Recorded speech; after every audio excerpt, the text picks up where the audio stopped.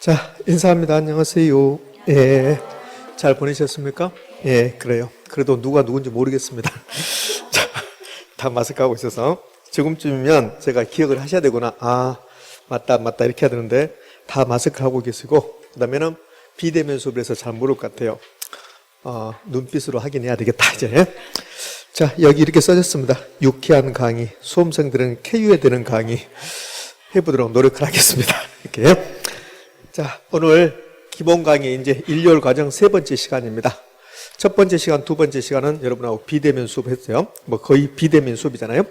이제 오늘 세 번째, 기본 이론 세 번째인데, 오늘은 탄력성이라는 걸 배우고, 그 다음에 부동산 시장론 이런 거 배울 겁니다. 처음 배우는 거니까 뭐 저런 게 있다, 이렇게 생각하시면 되고요. 자, 이거 바로 들어가기 전에 이제 뭐 할 거냐면, 지난주에 했던 내용을 이제 가볍게 볼 건데, 그냥 들어보시라고요. 자, 지난주에 이 부동산 경제론에서 수요 배웠습니다. 수요 배우고 나면 그러면 따라오는 게 뭡니까? 공급이 따라오잖아요. 그래서 공급을 이제 이렇게 배웠어요. 수요에서 1년 동안 저하고 6가지 배운다 했습니다. 자, 첫 번째 수요의 개념 배웠습니다. 수요는 일정 기간 동안에 구입하자는 욕구. 이걸 학자들이 세 개로 설명한다고 했잖아요. 유량 개념이다, 사전적 개념이다. 그럼 사전적 개념이라는 포인트, 구입한 그러면 X가 된다는 거. 그 다음에 구입하자는 욕구인데 세 번째가 살 의사와 지불 능력을 갖는 유효 수요가 된다. 살 의사만 있으면 수요가 되는 게 아니고 살 의사와 지불 능력. 그 지불 능력이 뭐였습니까? 돈. 그럼 혹시라도 이제 지난주에 제가 말 안 했지만 이렇게 나왔습니다. 부동산 수요는 반드시 유효 수요가 된다. 이렇게 나왔어요. 올까 있을까? 유효 수요라는 것은 살 의사 플러스 지불 능력. 그러니까 살 의사도 있었고 지불 능력도 있어야 돼. 그래야만이 수요가 되는 거야. 그게 유효 수요야. 이제 반드시 넣어놓으니까 여러분들이 좀 헷갈리지. 그럼 부동산 수요는 반드시 유효 수요다. OX? 오. 부동산 수요든 무슨 수요든 간에 반드시 유효 수요야. 여기서 반드시를 넣어준다고. 이 제목에서. 그럼 반드시를 넣어주면 여러분들이 반드시? 맞나? 이렇게 된다고. 그러니까 반드시 유효 수요. 자, 이런 거요. 물론 지난주에 그 말은 안 했죠. 제가. 자, 수요의 개념이 끝났습니다. 근데 이제 수요의 개념에서 중요한 것은 유량, 저량 구별하는 거. 그냥 들어보시라고요. 선생님, 나는 지난주에 수업 안 들었는데. 이렇게. 그럴 수 있잖아요. 자, 지난주에 들었던 것을 전제로 해서 제가 빨리 진행해 보겠다는 소리입니다. 그러니까 유량과 저량을 구별할 때 가장 먼저 유량의 개념, 저량의 개념을 알아야 돼. 유량 일정 기간, 저량 일정 시점. 그 다음에 유량에 해당되는 것을 이제 암기하고 있어야 돼. 생산, 신규, 거래, 변동. 그 다음에 수입에 해당되는 거, 지출에 해당되는 거. 그러면 수입에 해당되는 것은요, 네 연봉 얼마야, 네 월급 얼마야, 네 임금 얼마야, 네 소득 얼마야, 이런 거 있잖아요. 자, 그러면 그것만 있습니까? 수입에 해당되는 거. 너 이자 수입이 있지, 너 임대료 수입이 있지, 이런 거. 너 지대 수입이 있지, 이런 거. 그 다음에 지출은 너 이자 비용이 얼마야, 한 달에 소비 지출이 얼마야, 어떤 회사에 1년 동안 투자 금액이 얼마야. 그러면 수입과 지출을 묶으면 뭐였습니까? 수지. 그러면 현금 수지, 국제 수지, 경상 수지, 뒤에 수지로 끝나면 유량, 저량? 유량. 그랬습니다. 그 다음에는 저량은 기존, 중고, 재고. 그래서 가격, 가치, 재산, 자산, 부채, 인구, 통화량, 국부, 이런 것들이 저량. 지난주에 수업 들었는데 아무것도 모르겠다. 뭐 이럴 수 있겠죠? 두 번째가 수요량 결정요인. 수요량 결정요인이 직접 시험에 나오는 게 아니라 수요량 결정요인은 몇 개? 무수히 많다. 그런데 몇 개로 나눈다? 두 개로. 가격과 가격 이외의 요인. 가격이 변하든 가격 이외의 요인이 변하든 수요량은 변하게 돼 있다. 그런데 이름이 다르다. 아파트 가격 변해서 수요량이 변했다. 수요량의 변화. 아파트 가격 이외의 요인. 인구, 소득 등이 변해서 수요량이 변했다. 수요 변화. 그러면 수요량의 변화는 오로지 해당자의 가격. 수요량의 변화는 수요 변화는 가격 이외의 요인. 그게 두 번째. 세 번째가 수요 법칙. 가격과 수요량의 반비례 관계. 네 번째 그림을 그려라. 수요 곡선. 수요 곡선 우하향한다. 다섯 번째가 수요량의 변화와 수요 변화를 이제 구별해 봤잖아요. 다섯 번째가 수요량의 변화와 수요 변화를 구별했습니다. 표를 가지고 공부했잖아요. 세 가지 사항 공부했잖아요. 수요량의 변화 개념, 수요 변화 개념 아까 금방 했잖아요. 그러면 수요량의 변화 원인은 딱 하나 있잖아요. 아파트 수요량의 변화 원인은 오로지 아파트 가격 변화. 근데 아파트 가격 변화는 몇 가지? 두 가지. 가격 상승, 가격 하락. 그러면 수요 변화는 아파트 가격 이외의 요인이 변하는 거, 소득, 인구 등이 변하는 거. 자, 수요 변화 원인은 아파트 가격 이외의 요인이니까 무수히 많은 거죠. 수요량의 변화를 수요 곡선으로 표시하면 수요 곡선 상의 점의 이동. 수요 변화는 수요 곡선 자체 이동. 수요 변화는 몇 가지? 두 가지. 수요 증가와 수요 감소. 수요 증가, 수요 곡선 우측 이동. 수요 감소, 수요 곡선 좌측 이동. 그러니까 수요 증가 요인하고 수요 곡선 우측 이동 요인하고 같은 말. 수요 감소 요인하고 수요 곡선 좌측 이동 요인하고 같은 말. 그다음에 여섯 번째가 수요 변화 요인. 수요 변화 요인은 무수히 많을 건데 지난주에 중점적으로 공부했던 거 세 가지. 첫 번째 소득. 소득이 나오면 정상제, 열등제 구별하는 거. 소득과 수요가 같은 방향으로 움직인다? 정상제. 반대로 움직인다? 열등제. 소득이 증가할 때 수요량이 증가했다? 정상제. 소득이 감소할 때 수요량이 감소한다? 무슨 제? 정상제. 정상제. 같이 움직이면 소득이 감소할 때 수요량도 감소했다? 같이 움직이잖아요? 그럼 정상제. 반대로 움직이면 열등제. 그럼 소득이 감소할 때 수요량이 증가하고 있다. 반대로 움직이죠? 이제야 무슨 제? 열등제. 정상제, 열등제 따질 때 5%, 10% 순자 본다, 안 본다? 안 본다. 자, 그렇게 했어요. 그 다음에 두 번째가 대체제, 보완제. 대체제 가격 움직임과 해당제의 수요가 같은 방향으로 움직인다. 대체제 가격이 올라가면 해당제의 수요랑 증가, 수요 증가, 수요곡선 우측 이동, 가격 상승. 재화가 두 개 나오면 대체제, 보완제를 물어보는 것이다. A제 가격이 올라갈 때 B제 수요가 증가했다. A, B 나왔죠? 그럼 두 자가 대체제 관계 있냐, 보완제 관계 있냐를 물어본다. 소득이 나오면 정상제, 열등제를 물어보는 거고, 재화가 두 개 나오면 대체제, 보완제를 물어본 것이다. 자, 그 다음에 세 번째가 수요자의 가격 상승에 대한 예상, 기대감. 우리 수요자가 가격 상승을 예상하고 있다. 내가 수요자다. 아파트 수요자인데 아파트 가격 상승 예상하고 있다. 그러면 아파트 가격이 상승할 때 살 것인가, 지금 살 것인가? 지금 산다. 그래서 수요자가 가격 상승 예상한다면 수요량이 증가하고 수요 곡선이 우측 이동하고 그래서 가격은 상승한다. 그러면 수요자가 가격 하락 예상하는 것을 할 필요 없잖아요. 반대니까 내가 수요자인데 아파트 가격이 떨어질 것 같다. 두 달 후에 아파트 가격이 30% 떨어질 것 같다. 그러면 지금 사야 됩니까? 나중에 사야 됩니까? 나중에 떨어질 때. 그러면 지금 안 산다고 한다. 그럼 수요 감소, 수요 곡선 좌측 이동, 가격 떨어진다. 되셨죠? 네. 너무 심각하게 받아들이는 것 같아서 공부가 여러분들 제가 힘들어지네요. 너무 심각 같아서. 자, 반대 공급 있잖아요. 공급도 패턴이 똑같다. 그럼 수요 공급 배웠습니다. 그 다음에 이어지는 거 뭐였습니까? 균형. 시장의 균형 배웠잖아요. 균형과 균형의 변동을 배웠습니다. 안 배웠습니까? 배웠잖아요. 아, 그래요. 자, 그럼 제가 무던히 노력합니다. 제가 수업을 그렇게 재밌게 하는 사람이 아니에요. 근데 유쾌한 강의 써놨잖아. 그래서 유쾌하게 하려고 무던히 노력합니다. 이렇게. 자, 균형은 크게 문제가 안 돼요. 균형은 시험에 나올 일 없으니까. 그러니까 균형의 변동은 100% 시험에 나오죠. 균형의 변동은 5가지가 있었어요. 첫 번째, 수요만 변하는 경우. 두 번째, 공급만 변하는 경우. 세 번째, 수요 공급이 동시 변하는 경우. 네 번째, 완전 탄력적, 완전 비탄력적. 다섯 번째, 비탄력적일 때 가격 변화가 크다. 이렇게 하거든. 그러면 이제 첫 번째가 수요만 변화했다. 수요 변화는 몇 가지가 있대요? 두 가지. 수요 증가했다. 수요 감소했다. 이 두 가지가 있잖아요. 그러면 수요 증가했습니다. 공급이 말이 없네. 그럼 공급은 불변인데 수요만 증가했다 이 소리예요. 수요 움직이는 방향과 가격 거래량 움직이는 방향이 같다겠어요. 그러면 수요가 증가하면 수요 곡선이 우측 이동해서 시장에서 가격과 거래량은 어떻게 됩니까? 이렇게 물어본다고. 그럼 수요 증가 올라갔잖아요. 가격도 올라가라, 거래량도 증가해라. 그럼 수요 감소했습니다. 시장에서 가격과 거래량은 어떻게 됩니까? 수요 감소 떨어졌잖아요. 그럼 가격도 떨어질 것이고 거래량도 감소할 것이다. 이렇게. 그러니까 수요는 수요 움직이는 방향과 가격 거래량 움직이는 방향이 같은 방향으로 가고 있다는 거. 자, 그럼 이제 공급 변화 두 가지. 공급 증가와 공급 감소 이렇게 두 가지가 있을 것이다. 수요는 말이 없죠? 그럼 수요는 신경 쓸 필요 없다. 그럼 공급이 증가했습니다.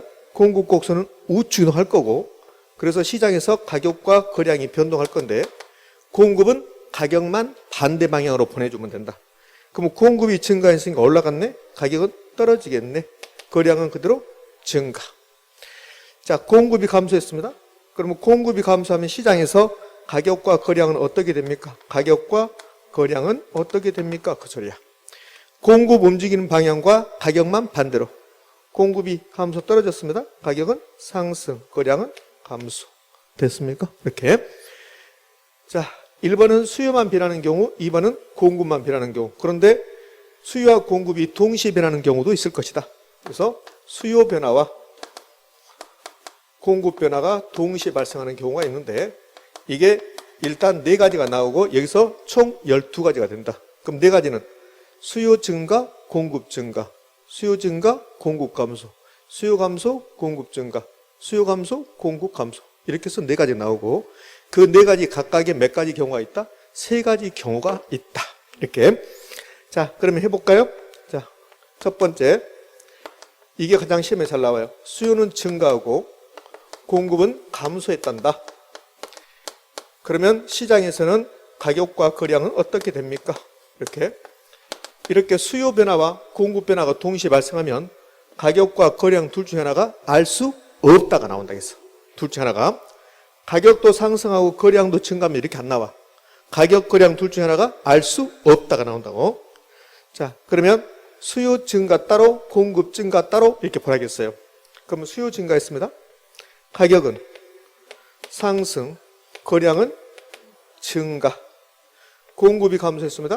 가격 상승, 거래량은 감소. 이 두 개를 겹치라 했잖아요. 그럼 가격 보자고요. 두 개 다 가격은 상승이네요. 상승? 그러면 수요 증가와 공급 감소가 동시에 발생하면 시장에서 가격은 상승. 이렇게. 자, 그럼 거래량은 알 수 없다지. 둘 중에 하나가 알 수 없다가 나오니까. 자, 거래량은 수요 증가는 거래량 증가, 공급 감소는 거래량 감소죠. 그럼 한쪽은 증가, 한쪽은 감소니까 알 수 없다. 알 수 없다. 저는 이걸 여자의 마음이라고 합니다. 여자의 마음. 너무 서운하게 생각하지 마세요. 좀 있으면 남자의 마음도 나옵니다. 그러니까 여자의 마음도 알 수 없고 남자의 마음도 알 수 없습니다. 제가 가장 이해 안 되는 게 왜 남자들은 여자의 마음을 그렇게 이해하려고 노력을 할까? 이해할 필요 없습니다. 이해가 안 되는 거예요. 저가 남자인데 제가 여자가 될 수 없잖아요. 그러니까 절대로 여자 마음을 알 수 없는 거야. 근데 그거 가지고 싸워. 그러니까 그런 경우 많이 본다는 솔직히 저도 보거든요. 한참 전화를 통하고 나서 그거잖아. 전화 통화해서 자세한 것은 다음에 만나서 이야기하자. 그거 내가 알 수 없죠. 근데 그거 가지고 뭐 시비 걸 필요 없잖아. 아, 그런가 보다 하면 되지. 자, 그래서 수요 변화와 공급 변화가 동시에 발생하면 요 알 수 없다 하나 나온다. 근데 여기에 몇 가지가 있대요? 이 안에 3가지. 미안해요. 알 수 없다 해서. 이 안에 3가지가 있는 거야. 안 한 것처럼 하지 마세요. 그러면 곤란해지는 겁니다. 자, 1번. 수요 증가하고 공급은 감소했는데 그런데 수요 증가가 어마어마하게 크게 일어나는 거야. 그럼 공급 감소는 안 보이는 거야. 그럼 공급 감소는 볼 필요가 없는 거라고. 그럼 뭐가 답이다? 수요 증가 답이다. 이거 안 했습니까? 지난주에 그랬잖아. 큰 게 답이다. 큰 게 답이다. 그랬잖아요. 그럼 이 수요 증가가 답인 거야. 수요 증가. 그럼 수요 증가가 답이면 그러면 여기다가 이걸 써주면 된다고 이렇게. 그래서 가격은 상승하고 거래량은 증가합니다. 자, 이걸 지문으로 만들어 볼게요. 수요 증가가 공급 감소보다 클 때 이렇게 한다고. 클 때. 수요 증가가 공급 감소보다 클 때 이렇게. 그러면 답은 이렇게. 네, 여기는 수요 증가와 수요 증가와 공급 감소가 동시에 발생할 때. 그러니까 여기 있는 양가로 1번하고 여기 동그라미 1번은 다른 말이야. 의미하셨죠? 자, 그러면 요 반대. 요 3번. 수요 증가하고 공급은 감소했어요. 수요 증가하고 공급은 감소했는데 이제 반대로 공급 감소가 어마어마하게 나타나고 수요 증가는 조금만 나타나. 수요 증가 볼 필요 없어. 뭐가 답이다? 공급 감소가 답인 거야. 그럼 공급 감소가 답이니까 가격은 올라가고 거래량은 감소하고 이게 답이라고 했잖아요. 그럼 이제 2번. 2번은 수요 증가와 공급 감소가 같은 크기로 발생하나요? 같은 크기로 이렇게. 이렇게. 자, 그러면 가격은 상승. 무조건 가격은 상승이야. 요 수요 증가와 공급 감소가 나오잖아요. 그러면 수요 증가가 크든 공급 감소가 크든 같든 가격은 상승이야. 거래량만 세 가지 경우가 나오는 거야. 거래량이 증가하는 경우, 감소하는 경우, 그 다음에 불변인 경우. 이 경우는 거래량이 불변이야. 거래량이 불변, 거래량이 변화가 없다. 거래량이 일정하다. 이렇게.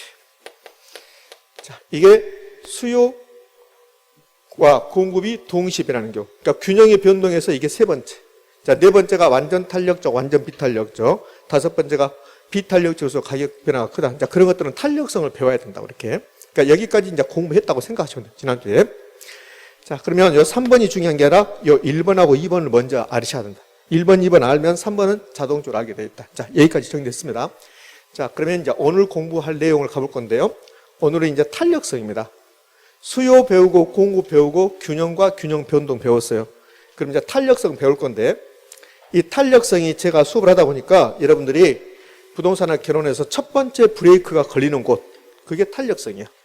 첫 번째 주는 쉬워. 별것도 없잖아요. 첫 번째는 부동산의 특성이 약간 까다로울 뿐이고 대지, 부지 이런 건 쉽잖아요. 그다음에 두 번째도 수요 공급도 좀 할만해. 근데 이제 세 번째 주더라서 이 탄력성, 오늘 배우는 탄력성이 여러분을 좀 힘들게 한다고요. 그럼 탄력성은 여기서 끝나는 게 아니라 탄력성은 부동산의 결혼 전반에 걸쳐서 나오고 경제학에서는 경제학 처음부터 끝까지 탄력성이 나오는 거야. 그래서 탄력성은 그만큼 중요합니다. 자, 탄력성 이제 공부해 볼까요? 오늘 공부 시작할 겁니다. 강의 노트는 몇 쪽입니까? 19쪽. 기본서는 110쪽을 펴시자고요. 그러면서 이제 탄력성을 공부해 볼 겁니다. 자, 쓸 것도 없잖아요? 쓸 것도 없고 그냥 칠판에 집중하고 멍만 안 때리면 돼요. 자, 수요와 공급의 탄력성이거든? 그럼 바로 들어가기 전에 탄력성이라는 말을 좀 알고 가보게요. 탄력성. 탄력성. 그러면 이 탄력성은 이런 말 써요. 수량 변화를 의미한다 그런다고. 그러니까 지금 바로 이해되는 게 아니라 이 탄력성은 수량 변화를 의미합니다. 이런다고. 수량 변화. 변화 의미. 여기에 시험에 나올 일은 없어요. 여기 시험에 나올 일은 없고. 그럼 수량 변화를 의미하는데 탄력성은 크게 이제 두 개로 나눠지는 거예요. 수요 탄력성이 있고 그다음에 이제 공급 탄력성이 있어요.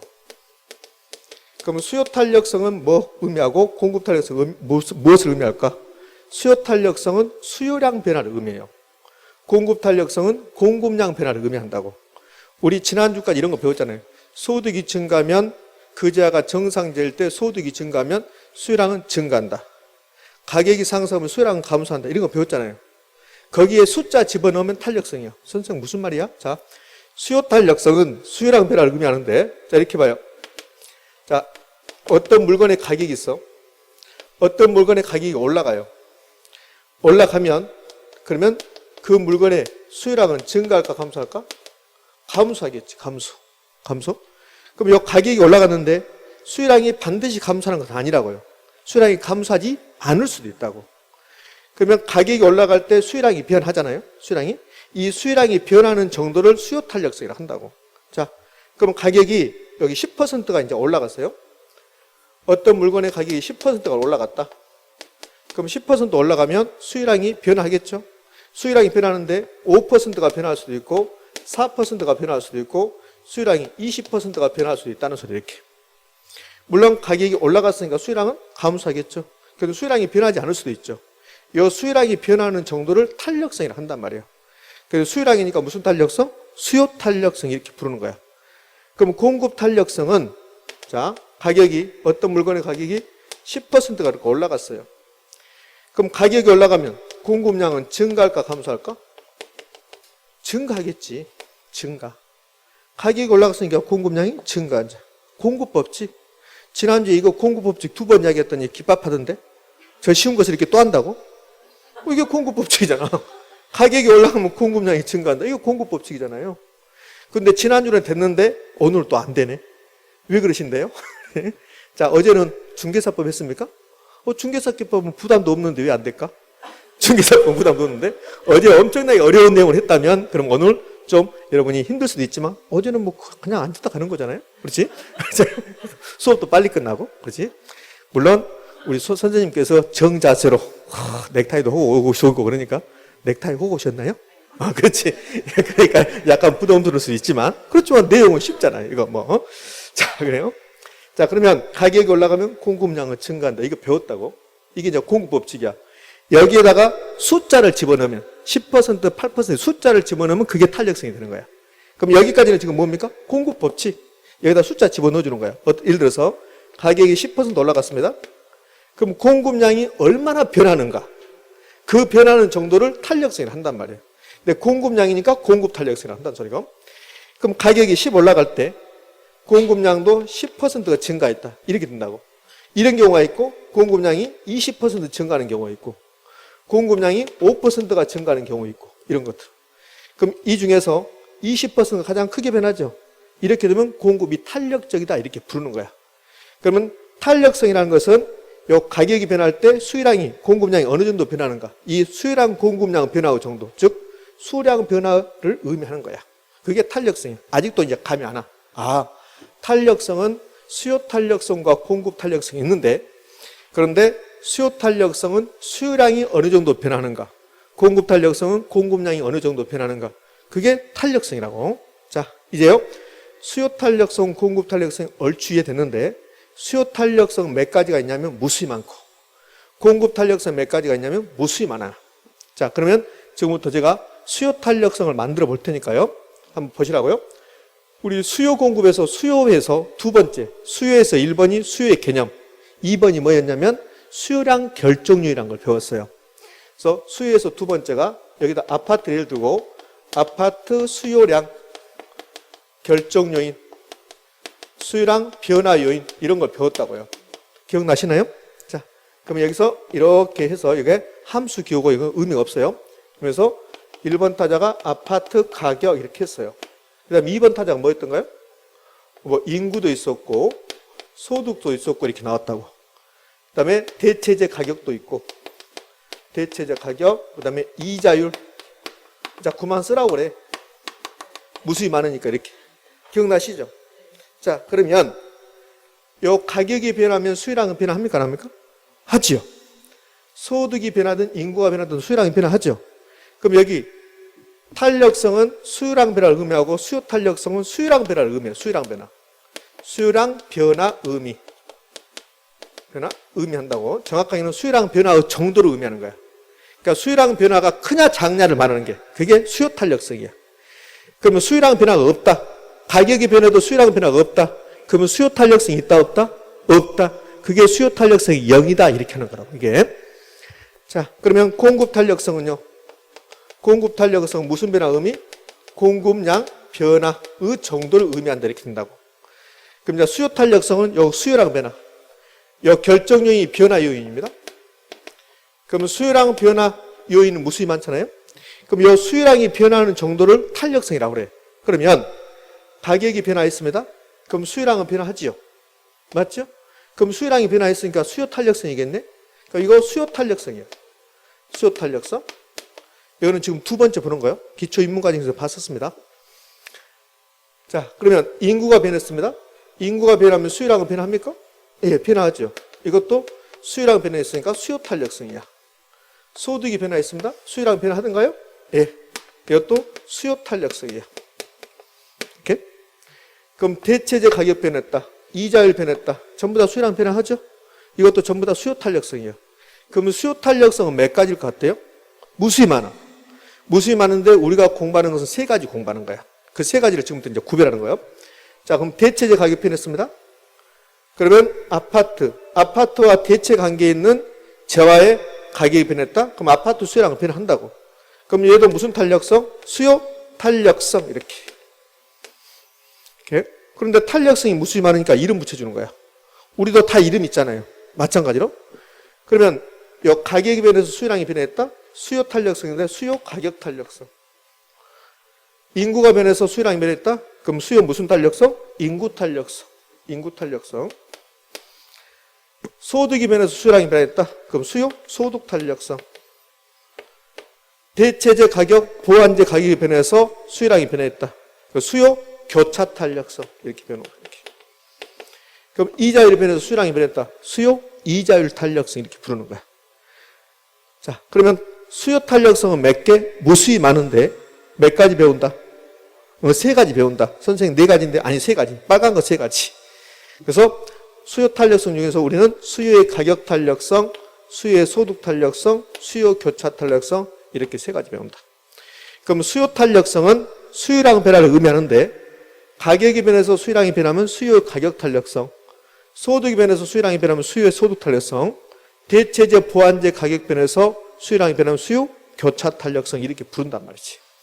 그럼 선생님 이자율이 변해서 수요량이 변하면 수요의 무슨 탄력성? 이자율 탄력성 이렇게 배우는 거야. 이 수요의 이자율 탄력성에서는 이자율 탄력성은 경제학 시험에서 중요해. 근데 우리 부동산학 개론에서는 전혀 나오지 않는다. 그럼 이 세 가지 공부한다. 그럼 이 논리가 공급에도 있다 없다? 있다. 그러면 공급량, 아파트 공급량 결정요인 1번 타자 아파트 가격, 생산 요소 가격이 쭉 있다고. 그럼 공급 탄력성도 몇 가지일까? 무수히 많겠지. 근데 딱 하나 배운다. 우리 시험에서는 공급의 가격 탄력성. 그러면 수요 탄력성에서 여기 세 가지하고 공급 탄력성, 공급의 무슨 탄력성? 가격 탄력성. 이렇게 네 가지 공부한다. 이렇게. 근데 수요의 가격 탄력성이 이해되면 나머지 것은 자동적으로 이해되게 되어 있다. 시험은 수요의 가격 탄력성이 80% 비중, 나머지는 20%. 그래서 수요의 가격 탄력성을 중점적으로 공부한다.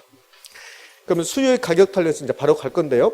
수요의 가격 탄력성은 저하고 1년 동안 한 5가지 정도 배워요. 수요 가격 탄력성에 대해서 5가지 정도. 그럼 첫 번째 개념, 요 개념이 시험에 나올 일이 없잖아요. 5가지 중에서 첫 번째 개념이 나왔습니다. 수요의 가격 탄력성 볼까요? 수요의 가격 탄력성은 수요 탄력성이야.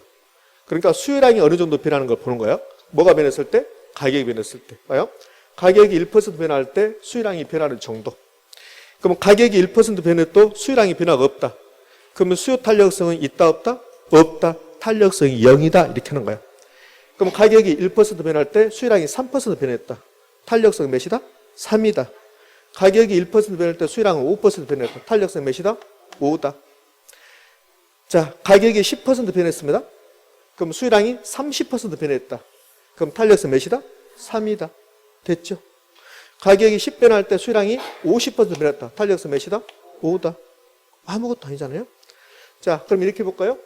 가격이 1% 변할 때 수요량이 0.5% 변했다. 그럼 탄력성 몇이다?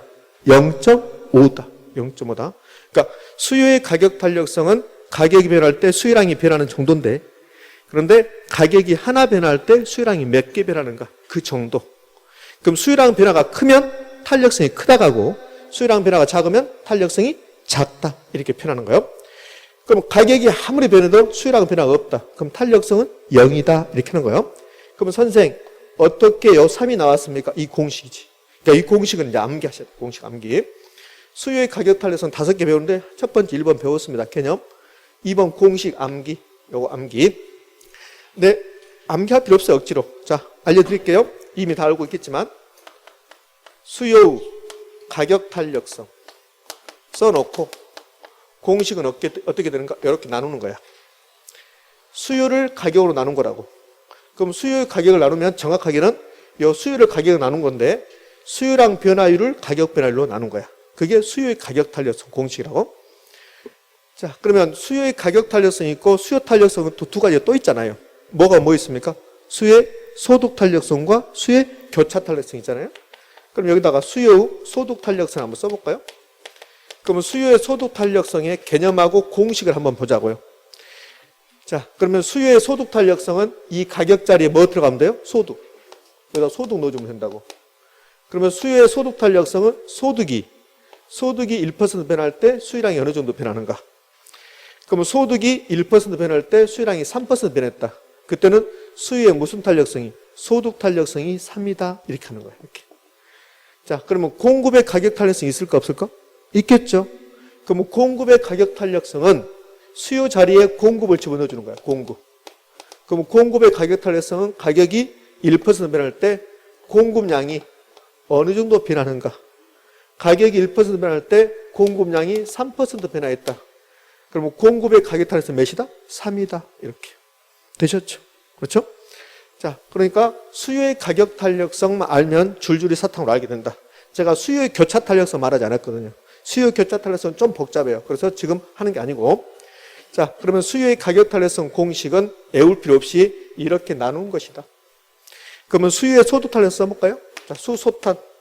수요의 소득 탄력성. 너무 긴장하신 것 같다? 공식. 이렇게 나눈 것이다. 그럼 위에, 분수식의 위에를 분자라고 분자. 분자는 수요량이야. 그 다음에 분모는요, 소득. 근데 탄력성은 뒤가 변화율이 붙어, 변화율. 수요량 변화율, 소득 변화율 이렇게. 수요 탄력성. 수요 탄력성은 무조건 분수식을 만들면 여기 분자가 수요량이 올라가는 거야. 수요의 가격 탄력성이든 수요의 소득 탄력성이든 수요의 교차 탄력성이든 분자에 뭐가 올라간다? 수요량이 올라가는 거야. 그럼 공급 탄력성은 분자에 뭐가 올라갈까? 공급량이 올라가는 거야. 공급량이. 의미하셨죠? 이렇게. 자, 그럼 이제 공식까지 끝났습니다. 그 다음에 이제 세 번째 수요. 네, 세 번째입니다. 요 세 번째가 이제 여러분이 힘들게 하는 거예요. 이제 이게 암기해야 된다, 암기. 별것도 없어요. 자, 수요에서 세 번째 배운다고요. 수요의 가격 탄력성에서 개념 배웠습니다. 그 다음에 공식 배웠습니다. 그 다음에 이거 좀 잘 나옵니다. 얘는 수요의 가격 탄력성과 수요 곡선 형태의 기울기인데 이런 뜻이에요. 수요의 가격 탄력성 크기에 따라서 수요 곡선의 모양새가 달라진다는 소리야. 모양새가. 그러니까 이거 다 암기하셔야 돼. 이거를 표를 만들 수 있어야 돼. 여기서 시험에 나오든 안 나오든 간에. 여기서 직접 나올 수도 있고 이걸 응용해서 나올 수 있으니까. 그럼 수요의 가격 탄력성을 계산하면 크기가 0부터 무한대 값을 갖는다고. 0부터에. 그러니까 수요의 가격 탄력성은 0부터 무한대 사이 값을 갖는다. 그런데 이걸 5개로 나눌 수 있어. 0부터 무한대까지를. 5개 나눠서 이름 붙여주는 거야. 이름. 그럼 수요의 가격 탄력성이 0부터 무한대인데 5개로 나누는데 기준이 1이야. 그러니까 여기에 3번이라 하면 3번은 탄력성 1이죠. 그럼 탄력성이 1일 때는 이름을 단위 탄력적이라 한다고. 그럼 탄력성이 1보다 큰 경우가 두 가지 나왔어요. 이 무한대 탄력성 1보다 크죠? 그럼 이 탄력성 1보다 크다. 이거 탄력성 1보다 큰데 탄력성 1.5라고 봐요. 그럼 탄력성 1.5면 1보다는 크고 무한대보다는 작죠? 이런 경우가 있는 거야. 그럼 탄력성 1보다 작은 경우가 두 가지 나와. 탄력성이 0.7이다. 그럼 1보다 작죠? 그렇죠? 그럼 1보다 작고 이 탄력성이 0이다? 그럼 1보다 작죠? 그래서 탄력성은 수요의 가격 탄력성은 0부터 무한대 사이 값을 갖는데 학자들이 5개로 나누고 각각 이름을 붙여준다. 기준이 1이야. 그러면 탄력성이 1이면 이름을 뭐라 한다? 단위 탄력적이라 한다. 그래서 여러분들은 단위 탄력적 그러면 탄력성 1. 탄력성 1이면 단위 탄력적 이렇게 기억을 하고 있어야 돼. 시험은 단위 탄력적일 때 이렇게 나올 수도 있고 탄력성 1일 때 이렇게 나올 수 있고. 그럼 단위 탄력적일 때 이게 무슨 말인지 이렇게 하면 안 된다고. 단위 탄력적이다. 탄력성 1일 때구나. 이렇게. 그럼 탄력성 1보다 크면 탄력적이라고 불러. 요 1번하고 2번이 탄력성 1보다 크죠? 요 무한대 탄력적. 1.5도 크죠? 탄력적. 그러니까 1보다 크면 탄력적인데 무한대처럼 완전히 크면 완전 탄력적 이렇게 부르는 거야. 그러면 탄력성이 3 나왔습니다. 3 나왔으니까 이름 뭐라 한다? 탄력적. 그냥 부르는 거야. 1보다 크니까. 근데 무한대는 완전히 크니까 완전 탄력적. 탄력성 1보다 작은 게 2개 나와요. 그러니까 4번하고 5번. 그럼 탄력성이 1보다 작다. 0.7보다 작죠? 1보다 작으면 비탄력적. 근데 0인데 0은 완전히 작으니까 완전 비탄력적 이렇게 부르는 거야. 자, 탄력성의 크기 0부터 무한대 사이 값 5개로 나누고 이름 붙여줬다. 단위 탄력적이다. 탄력성 1이다. 1보다 크면 탄력적. 무한대면 완전 탄력적. 탄력성이 0.75 나왔습니다. 이름은요. 비탄력적. 0.75는 1보다 작으니까. 탄력성이 0 나왔습니다. 완전 비탄력적. 이름 붙였습니다. 그리고 이 탄력성이 1이냐 1보다 크냐에 따라서 뭐가 달라지냐면 사실은 이 탄력성의 크기 수요의 가격 탄력성이 1이냐 1보다 크냐 1보다 작냐 이걸 결정하는 게 수요량의 변화와 가격 변화 이 두 가지 결정하는 거예요. 그래서 이거 자주 물어봐요. 좀. 그럼 이렇게 나누면 이게 수요의 가격 탄력성이야. 그럼 단위 탄력적일 때 수요량의 변화율과 가격 변화율이 같다는 소리야. 자요. 이 단위 탄력적이다. 탄력성 1 나오려면 그러면 가격이 10% 변할 때 수요량도 10% 변화에만이 이게 1 나오는 거야. 그래서 단위 탄력적일 때는 가격 변화율과 수요량 변화율이 뭐요? 같다. 이거 물어보는 거야. 왜요? 탄력성이 1일 때는 수율항의 변화율과 가격 변화율이 같다. 옳은 말이죠. 단위 탄력적일 때는 수율항의 변화율과 가격 변화율이 같다. 옳은 말이죠. 이렇게. 자, 그러면 탄력적이다. 탄력성이 1.5다. 이렇게 되면 수율항의 변화율과 가격 변화율 중에서 어디가 더 클 것인가? 자, 이거 물어보는 거예요. 그러면 이제 이렇게 하면 수요의 가격 탄력성 공식이니까 만약에 가격이 10% 변했다고 하자. 탄력성은 1.5다. 그럼 수율항은 몇 퍼센트? 15%. 그럼 결국 탄력적이란 말은 탄력성이 1보다 크다는 소린데 그때는 가격 변화율보다 수율항 변화율이 더 클 때다. 시험은 수요의 가격 탄력성이 탄력적일 때는 수율항의 변화율보다 가격 변화율이 더 크다. OX, X. 수율항 변화율이 더 크고 가격 변화율이 더 작다. 그렇게 내는 거야. 자, 그러면 비탄력적이다. 탄력성이 0.7이다.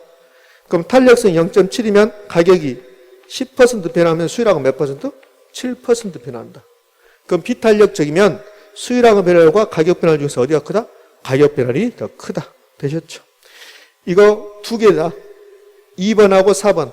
탄력적인 경우, 비탄력적인 경우 두 개를 다 기억하면 여러분 헷갈린다고. 하나만 기억하시면 돼. 예를 들어서 탄력적일 때는 수율항 변화율이 더 크다. 그럼 비탄력적일 때는 가격 변화가 더 크다. 됐죠? 그럼 여기 탄력적인 경우하고 비탄력적인 경우 시험을 내면 여러분 탄력적인 경우를 더 잘 맞춰요. 비탄력적인 경우를 더 못 맞춘다고요. 그럼 뭘 기억하시냐면 비탄력적일 때 가격 변화가 크다를 기억하시는 거야. 그러면 안 틀린다고. 의미하셨죠? 탄력적인 경우하고 비탄력적인 경우 반대가 되겠죠? 그럼 비탄력적일 때 무슨 변화가 크다? 가격 변화가 더 크다. 비탄력적일 때 가격 변화가 크다. 자, 따라합니다. 비탄력적일 때 가격 변화가 크다. 됐죠? 그럼 비탄력적일 때 가격 변화가 크다? B가 크다. 이렇게 해버리시라고. 그러면 되니까. 자, 그러면 요 5번 탄력성이 0이다. 이러면 완전 비탄력적이다. 자, 지금 제가 예를 들 거니까 저의 탄력성이 몇인가 봐봐요. 저는 한 달에 언제나 맥주 수율량이 30병이에요. 언제나 저의 맥주 수율량이 한 달에 30병이에요. 그 맥주 가격이 한 병에 1,000원을 하든 맥주 가격이 10,000원 하든 맥주 가격이 10만 원 하든 가격은 지금 변하고 있죠. 그런데 저는 언제나 맥주 수율량이 30병이에요. 그럼 저의 맥주 수요의 가격 탄력성은 몇입니까? 0. 변화가 없잖아요. 변화가 없죠? 수율량은 변화가 없으면 탄력성이 0인 거야. 저의 맥주 수율량은 언제나 30병이잖아요. 그럼 수율량 변화가 없는 거잖아요. 그럼 탄력성이 몇이다? 0. 그 경우가 탄력성이고 완전 비탄력적이다. 그럼 이 완전 비탄력적일 때는 가격 변화는 의미가 없고 수율량 변화율이 0이라는 거예요. 언제나 30병이다. 그럼 수율량이 고정된다. 가격하고 상관없이 수율량이 고정되어 있다. 그러면 수요의 가격 탄력성보다 완전 비탄력적이다. 탄력성이 몇이다? 0이다. 시험을 그렇게 내는 거라고.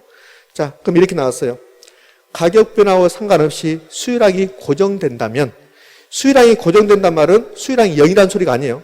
수율량이 고정된다? 그럼 수율량이 언제나 10개다. 언제나 100개다. 이 소리라고.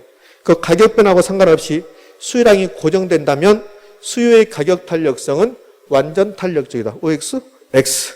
완전 비탄력적이다. 그렇게 내는 거라고요. 자, 그러면 요 완전 탄력적이다. 탄력성이 무한대다. 이때는 미세한 가격 변화. 가격이 0.00001% 떨어지는 거야. 가격이 떨어졌죠? 그때 수율량이 무한대로 증가하는 경우. 이런 경우가 수율량이 무한대로 변했으니까 수요의 가격 탄력성이 무한대, 완전 탄력적이란다.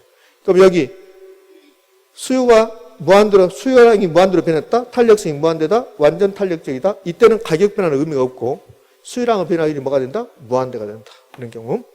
자, 그럼 여기까지 끝났고 이제 수요 곡선을 보는 거야. 그러니까 수요 곡선 형태가 수요 곡선의 기울기야. 그럼 이런 뜻이라고. 수요의 가격 탄력성 크기에 따라서 수요 곡선 형태가 달라진다고.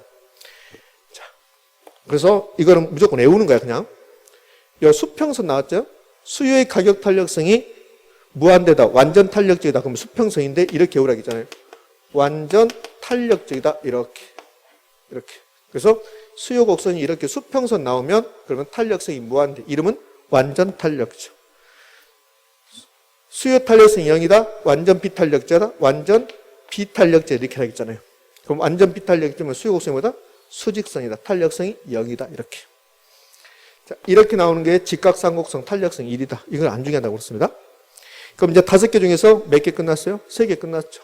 3개 끝난 것 중에서 이 직각상곡선 안 중요하고 첫 번째 수평선, 수직선 얘는 중요성이 있고 그다음에 여기 2번하고 4번, 2번은 탄력적인 경우, 4번은 비탄력적인 경우인데 두 개를 굳이 증명할 것은 아닌데 증명해 보면 이 탄력적일 때 수요곡선이 완만한다고요. 그래서 여러분들 탄완 기억하는 건데 자, 두 개를 그려보고 여러분이 느껴보시면 돼요. 증명할 것까지는 없고 자, 제가 수요곡선을 2개 그려낼 겁니다. 자, 이렇게 2개 그려냈습니다. 자, 여기에 2번이고 이게 4번인데 2번하고 4번 중에서 어디가 더 완만해요? 2번. 이런 경우가 탄력적이라고. 그러니까 수요의 가격 탄력성이 탄력적이면 수요곡선은 완만이에요. 그럼 탄력적이다, 여기다 완만 이렇게 한다고 이렇게. 그러니까 탄완 이렇게 기억하는 거야. 그럼 완만하다는 말은 기울기는 크다는 소리니까 작다는 소리가? 기울기는 작다는 소리라고. 그래서 이런 결론에 도달해요. 이 탄력적이면 탄력성이 크다는 소리야? 그럼 탄력성이 크면 기울기는 뭐요? 작다. 탄력성과 기울기는 반대로 간다는 거예요. 그럼 4번은 상대적으로 2번보다 탄력성이 작아요. 비탄력적이라고. 비탄력적이니까 급경사야. 급경사는 기울기는 크다 작다? 크다는 소리야. 크다. 그래서 탄력성이 작으면 기울기는 크다. 반대로 간다는 거. 그러니까 여기 수요곡선이 2개가 나오면 어디가 더 탄력적인가 비탄력적인가 그것만 판단하시면 돼요. 2개 다 판단하면 안 되고 하나만. 완만하면 탄력적이다. 완만하면 탄력적이다. 나는 이게 힘들다. 그러면 급경사면 비탄력적이다. 이렇게 둘 중에 하나만 판단해 주시면 된다. 자, 이게 수요의 가격 탄력성에서 우리가 세 번째 기억해야 될 표. 그러면 공급의 가격 탄력성 이 표가 있을까 없을까? 있겠죠. 그대로 있다고. 자, 그러면 공급을 봐봐요. 공급, 수요 대신에 공급의 가격 탄력성과 공급 곡선의 형태, 공급선의 기울기 이렇게 나온다고. 그러면 이름 똑같아요. 공급의 가격 탄력성 0부터 무한대 사이 값을 가져요. 네, 5개로 나눕니다. 이름도 똑같아요. 그러면 공급의 가격 탄력성이 1 나왔습니다. 1. 그러면 이름은 단위 탄력적. 그때는 가격 변화율과 무슨 변화율 똑같을까? 공급량 변화율이 똑같죠. 그래서 최근에 실제로 나왔잖아요. 공급의 가격 탄력성이 1일 때는 가격 변화율과 공급량 변화율이 같다. 됐죠? 그러면 공급의 가격 탄력성이 2.5 나왔어요. 2.5는 1보다 크죠? 그러면 탄력적. 그때는 가격이 10% 변하면 공급량은 몇 퍼센트? 25%. 그럼 수요동 공급이든 탄력적이면 가격 변화보다는 수요량 변화율, 공급량이 더 크다. 그럼 비탄력적일 때. 공급의 가격 탄력성 계산했더니 0.9 나왔다. 0.9는 1보다 작죠? 그럼 탄력적, 비탄력적? 비탄력적. 비탄력적일 때 무슨 변화가 크다? 가격 변화가 크다. 비탄력적일 때 가격 변화가 크다.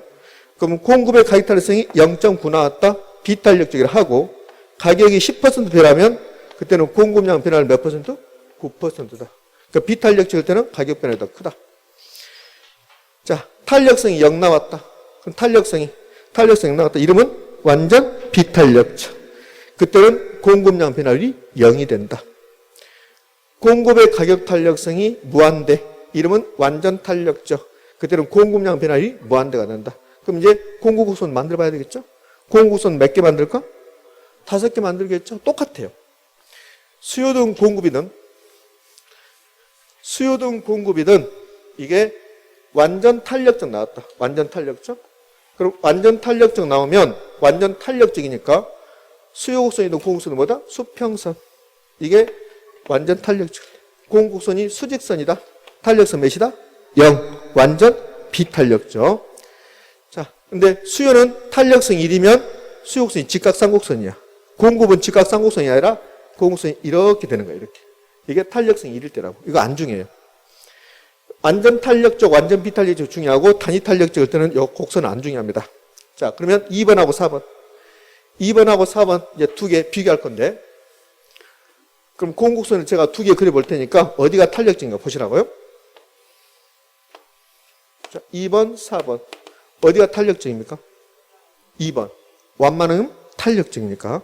그러니까 수요든 공급이든 완만하면 탄력적이다. 얘가 탄력적이다. 얘가 완만하다. 얘는 비탄력적이다. 얘는 급경사다. 이렇게. 되셨죠? 이렇게. 자, 그럼 이제 수요의 가격 탄력성에서 5가지 할 건데 3가지 했습니다. 자, 그러면 공급의 가격 탄력성과 공급 곡선의 형태도 했거든요. 우리 첫 번째 주에 부정성을 배웠어. 부정성. 그러니까 부동산의 특성에서 부정성 배웠다고. 그 부정성을 배우면서 뭘 배웠냐면 이런 거 배웠어요. 부정성은 토지의 공급에 관한 특성이다. 토지 공급은 몇 가지가 있을까? 두 가지가 있다. 물리적 공급하고 무슨 공급이 있을까? 용도적 공급이 있다. 그럼 토지는 부정성 때문에 물리적 공급은 돼요, 안 돼요? 안 되는 거죠. 그러나 토지는 용도적 공급은 가능, 불가능? 가능. 용도의 다양성 때문에. 그럼 토지 공급 곡선이 몇 가지가 있을까? 두 가지가 있겠지. 이게 토지 공급이니까. 토지 공급은 토지의 물리적 공급과 용도적 공급이 있다. 그럼 토지의 물리적 공급 곡선이 있을 것이고 토지의 용도적 공급 곡선이 있을 것이다. 그럼 토지의 물리적 공급 곡선은 토지는 부정성 때문에 물리적 공급을 증가시킬 수 있다, 없다? 없다. 그럼 제가 토지의 물리적 공급선을 그려볼게요. 만약에요, 우리나라 토지량이 3,000평이라고 한번 해볼게요. 우리나라 토지량이 여기가 3,000평입니다. 3,000평.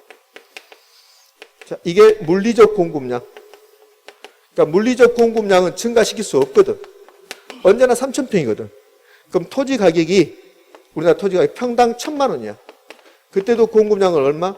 3,000평. 이게 평당 1억으로 올라가. 그래도 얼마? 3,000평. 자, 2억으로 올라가. 10억 올라가겠다니 너무 비싸. 2억으로 올라가. 그래서 3,000평. 그러면 토지의 물리적 공급은 가격이 변해도 공급량은 변화가 없죠. 그럼 토지의 물리적 공급선을 그려볼까요? 수직선. 그럼 수직선이면 완전 비탄력적. 그럼 이렇게 할 수 있겠네. 토지는 부정성 때문에 물리적 공급선이 수직선이다. 완전 비탄력적이다. 기억납니까? 제가 첫 번째 주에 부정성에서 파생현상 2번이 이거라고. 부정성에서 파생현상 1번이 생산비 법칙이 적용되지 않는다. 2번이 토지의 물리적 공급선은 수직선이다. 근데 이걸 제가 말하지 않았잖아요. 안 된다고. 뼈고와서 했잖아요. 그럼 토지는 부정성 때문에 물리적 공급 증가가 불가능하다. 토지의 물리적 공급선은 무슨 선이다? 수직선이다. 완전 비탄력적이다. 탄력성 몇이다?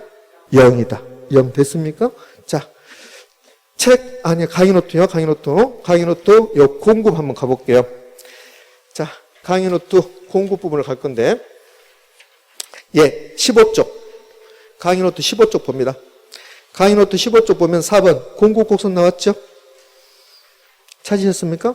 자, 공급선 봤더니 공급선이 2개 나왔습니다.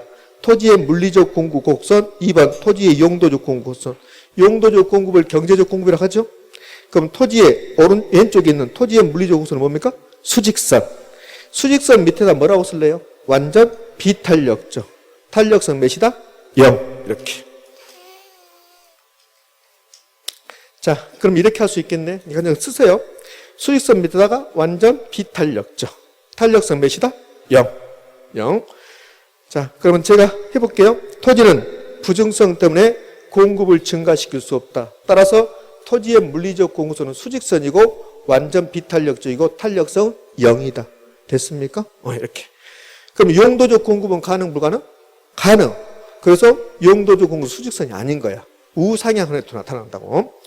그럼 용도적 공급선 밑에다 뭐라고 쓰냐면 용도의 다양성. 토지는 용도의 다양성 때문에 용도적 공급 가능, 불가능? 가능. 그럼 토지의 용도적 공급 곡선은 우상향합니까? 우하향합니까? 우상향. 우하향한다라고 26회 때 출제한 거야. 26회 때. 자, 마지막으로요. 토지는 부정성 때문에 물리적 공급 곡선이 수직선이다. 완전 비탄력적이다. 탄력성 0이다. 그러나 토지는 용도의 다양성으로 인해서 용도적 공급이 가능하다. 따라서 용도적 공급선은 수직선이 아니라 우상향하는 형태로 나타난다. 자, OX 한번 하시기 바랍니다. 토지의 부정성을 반영한 물리적 공급 곡선이라고 말 안 한다고 시험에. 부정성을 반영한 공급 곡선은 수직선이다. OX? O. 부정성을 반영한 공급선이 뭐야? 물리적 공급 곡선. 용도의 다양성을 반영한 공급 곡선이 용도적 공급 곡선. 그럼 용도의 다양성을 반영한 공급 곡선은 우상향한다. 맞습니까? 시험은 그렇게 출제해요. 자, 다시 원상 들어와서 이제 좀 쉬었다 해볼 건데, 수요 탄력성에서 수요의 가격 탄력성에서 세 가지 배웠어요. 개념, 공식, 그 다음에 이 표. 공급도 그대로 적용된다. 되셨죠? 자, 고생하시고 고생하기 10분만 쉬었다 하지요.